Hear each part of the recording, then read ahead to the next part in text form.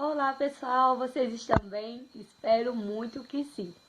Gente, o vídeo de hoje vai ser a parte 2 de minha experiência como mãe. Eu acho que ainda vou ter mais um vídeo, talvez mais outro, porque a história é um pouco comprida e eu gosto de contar as coisas com muitos detalhes. Então, para não ficar tão comprido, eu acredito que eu vou fazer mais essas duas partes. Eu vou ver até onde eu vou contar hoje para vocês, tá certo? Então, antes de qualquer coisa, deixa teu like, compartilha esse vídeo com outras pessoas, porque essa minha história ela pode estar ajudando outras pessoas a não passar pelo que eu passei, ou pelo menos a ter informações de como agir em situações parecidas com a que eu passei, tá certo? Bom, gente, então, eu parei na parte que o médico tinha dado ao meu filho o diagnóstico de paralisia cerebral, né? E então a gente começou a fazer o tratamento que era preciso, né? Para paralisia. A gente começou a fazer fisioterapia todos os dias. E tanto a fisioterapia física, como a fisioterapia respiratória também, que ele tinha alguns problemas. E a gente começou a fazer tratamento com a fono também. Enfim, todos os tratamentos que estavam dentro do que a gente podia imaginar por aqui, né, pela nossa região, a gente fazia. A gente começou também a fazer fisioterapia aquática com ele, ele fez por algum tempo. E com o passar do tempo, né, tudo estava bem normal. Até 3 meses, Daniel era uma criança normal, ele tinha reflexos e ele fazia a fisioterapia direitinho. E em casa eu estimulava bastante, porque as meninas ensinaram bastante coisa e eu sempre fui fazendo todo o procedimento com ele em casa também. Eu, na verdade, não dava quase descanso a ele. E quando o Daniel fez 3 meses, foi quando as coisas começaram a mudar, né? Assim, mudar para pior, vamos se dizer isso, né? Até 3 meses ele era saudável, apesar da paralisia, mas ele era saudável. Mas com 3 meses, Daniel foi diagnosticado com uma síndrome rara. Eu acredito que essa síndrome dá a cada 10 mil pessoas, ela dá em uma pessoa, que é a síndrome de West.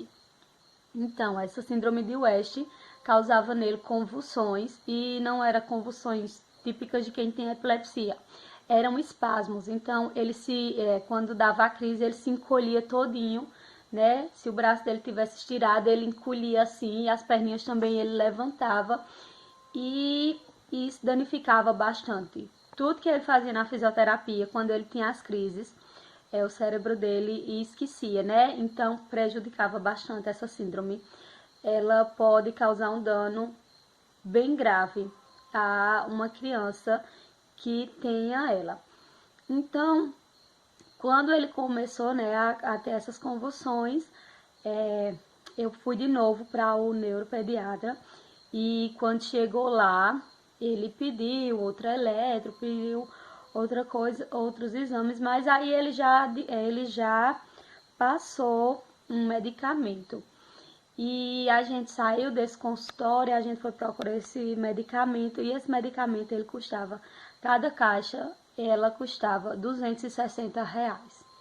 E ele tinha que tomar 3 caixas por mês. Aí começou a pegar o negócio, porque até então nós estávamos levando, beleza, né? O tratamento da fisioterapia tinha na minha cidade, e quando precisava, uma vez no mês, a gente ia para o neuro, né?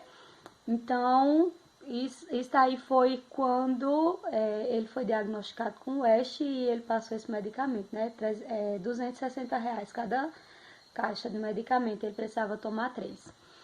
E eu me lembrei de algo que uma enfermeira, quando eu estava com ele no hospital em Campina, ela me disse, né? Eu acredito muito que as pessoas, às vezes, elas não têm jeito de falar com você, porque elas já estão tão doutrinadas àquela situação que elas veem constantemente, que elas acabam esquecendo que elas estão falando com mães que talvez nenhum tenha experiência, que seja mãe de primeira viagem e que nunca imaginou passar por um negócio desse. Um dia a enfermeira olhou para mim e disse assim: olha, você dê logo entrada no auxílio para seu filho, porque olha, ele não vai andar, ele não vai falar, ele não vai fazer nada, ele vai depender de você para tudo.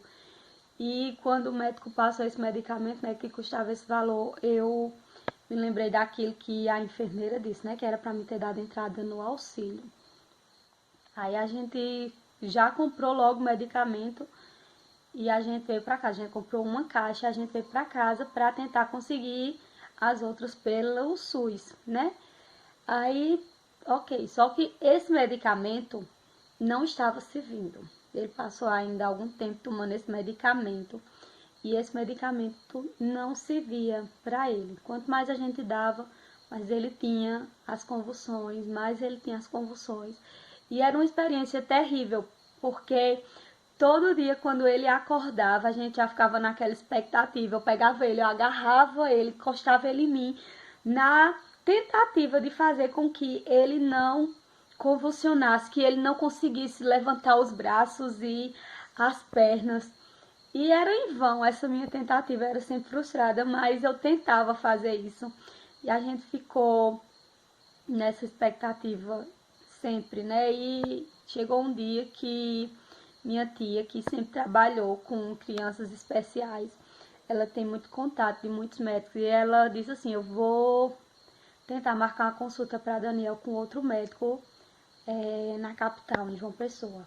E ela conseguiu marcar essa consulta e a gente levou Daniel para esse médico. Aí, quando a gente fez essa consulta, a gente chegou, levei todos os exames para ele e ele olhou e disse: não quero ver esse exame não. O paciente está aqui na minha frente e eu vou consultar ele, eu vou diagnosticar ele. Eu, beleza. Ele olhou e disse: esse menino ele é saudável. E eu fiquei olhando assim: esse homem ele é doido. E porque diante de tanto diagnóstico contrário, né, você acaba se acostumando com o que você ouve. Aí ele disse: não, ele tem todos os reflexos, ele segura na mão da pessoa, ele tem força. E ele consegue acompanhar quando a gente passa com o dedo, ele ouve que eu bati, ele se assustou. E eu disse: tá certo, o senhor tá dizendo que ele é saudável, mas o senhor não vai olhar os exames? Não, não precisa olhar esse exame não. Aí ele disse: mas por que você trouxe ele pra mim? Eu disse: não, porque ele começou a ter convulsões e a gente tá dando um remédio dele que é muito caro e não passa essas convulsões e a gente dando esse remédio, né? Aí ele disse: não, pois eu vou passar o remédio agora que vai deixar ele bom todo. Pode esquecer essas crises. Aí eu, beleza, né? E ele tinha as amostras do remédio lá, de um dos remédios, ele me deu 3 caixas. E passou outro, eu comprei. O outro remédio custava R$ 13. Um custava 12, o outro custava 13, só que o de 12 ele tinha me dado 3 caixas. E ele passou o remédio e eu já cheguei em casa com meu filho e eu já dei logo o medicamento a ele. E a gente foi dormir, né? Quando foi no outro dia de manhã que a gente levantou, que ele acordou, a gente já correu para perto do berço para pegar ele. E quando a gente pegou ele, ele não deu nenhuma crise. Nossa, gente, foi algo tão bom, foi algo tão bom. Eu olhei pra minha mãe e disse: mãe, ele não tá dando nenhuma crise. E ela fez: ai meu Deus, que coisa boa. E a gente ficou muito feliz porque era uma pequena vitória e a gente ficou muito feliz mesmo com isso. E assim foi até ele fazer 4 meses. Com 4 meses ele voltou a dar as crises. Aí eu liguei para o médico e ele disse que eu não me preocupasse, que era só porque ele tinha engordado. Então o remédio tinha que ser uma dosagem maior. E a gente continuou controlar essas crises. E assim foi, né? Até ele fazer 5 meses, 5 meses e um pouquinho, ele teve, ele foi diagnosticado com a primeira pneumonia dele. Pneumonia por broncoaspiração, porque como ele tinha problema na deglutição, quando ele comia ficava resíduos de comida no pulmão e foi acumulando e causou essa pneumonia. E eu voltei com ele para o hospital onde ele ficou a primeira vez 18 dias, quando ele nasceu, e a gente ficou lá mais 9 dias. E nesse tempo todo, glória a Deus, minha família sempre foi muito presente. Eu tenho muitos parentes que moram em Campina e eles sempre me ajudaram bastante. A ex-mulher do meu tio vinha para ficar com ele, para mim em casa, tomar banho e comer alguma coisa, porque comida de hospital, acho que quem teve a experiência de passar muitos dias em hospital sabe que a pessoa não aguenta mesmo. E a gente ficou lá esse tempo, né, mais 9 dias. Minha mãe foi um dia, meu marido vinha de João Pessoa, porque ele trabalhava em João Pessoa. E ele vinha e ele passava, podia ficar, como ele era o pai, ele podia ficar o dia todo. E a gente passou esses 9 dias. Depois ele teve alta, a gente veio para casa e a gente continuava nessa mesma rotina de viagem. A gente sempre viajou muito. E por conta da fisioterapia aquática, ele ganhou de uma amiga, né, que ela trabalhava nessa clínica de fisioterapia. Ela tinha uma clínica de acupuntura e ela deu esse tratamento de acupuntura a Daniel. A gente foi ainda 2 consultas com ele e a gente vivia nessa rotina louca, né, de viagens, na incerteza de saber, né, como ia ser o próximo dia. E cada dia pra gente era uma vitória. E era sempre isso. A gente nunca, na verdade, a gente nunca estava em casa, assim, pra dizer, eu hoje estou em casa. Minha tia tem muito conhecimento com muita gente na FUNAD, em João Pessoa, e ela conseguia várias consultas para ele através dessas amizades dele lá. A gente é uma família pobre que a gente não tem dinheiro, mas a gente sempre teve muita amizade. Então as coisas eram muito fáceis para Daniel. Tudo que precisava a gente conseguia rápido demais. E então a gente ficou nessa rotina, né, depois de 5 meses, mais 2 meses. Quando o Daniel fez 7 meses, né, que eu tinha vindo com ele, eu tinha ido com ele para fisioterapia aquática e depois nós íamos para a fisioterapia, para a acupuntura, e a gente foi para a primeira sessão mesmo de acupuntura, de botar os negocinhos na orelha dele, e a gente tava lá. E quando a gente foi voltar para casa, aí eu passei nesse dia 2 dias em Campina, e quando a gente foi voltar para casa, ele começou a ficar ruim, a botar muita secreção para fora e ficar agoniado, sufocado. E a gente veio de Campinas, eu já vim com ele direto para o hospital, porque ele estava muito agoniado e eu ia para fazer sucção nele, para tentar tirar aquela secreção, para ver se ele conseguia respirar normalmente. A gente foi, passou um tempo no hospital, depois ele foi liberado, foi para casa, ainda fizemos um mingau para ele na casa de minha avó, ele muito agoniado, mesmo assim ele tomou.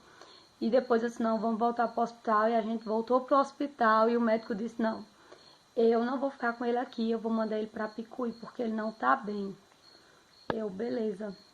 Aí minha mãe disse, Bibi, eu vou com ele, porque eu tava muito cansada, já vinha de uma semana toda de viagem. E na sexta de manhã eu tinha que estar com meu marido na ACD em Campina, que ele também fazia tratamento na ACD. E minha mãe disse, eu vou com ele e você vai ficar em casa, descansa e amanhã você vai para Campina. Eu disse, beleza. E assim aconteceu, né? Minha mãe foi com ele para Picuí e eu fiquei em casa durante essa noite. Bom, gente, por hoje é só, né? Para o vídeo não ficar tão comprido, eu acho que ainda vai dar uns 15 minutos, mas eu vou terminar por aqui, tá certo? No próximo vídeo vai ser, vou dizer o final, né, do que aconteceu com Daniel. E se der tempo eu vou contar inúmeras coisas, muitos deles que aconteceram. Mas aí a gente vai vendo se eu vou fazer só mais o próximo vídeo ou o próximo e outro ainda falando sobre essa história. E então não esquece, gente, é muito importante que vocês compartilhem. É importante que vocês compartilhem o vídeo para o canal crescer, mas esses vídeos específicos, é importante que vocês compartilhem com pessoas, porque, como eu disse no começo, a minha história pode ajudar outras pessoas, tá certo? Um beijão para vocês, espero que o Senhor abençoe a vida de vocês cada dia mais e até o próximo.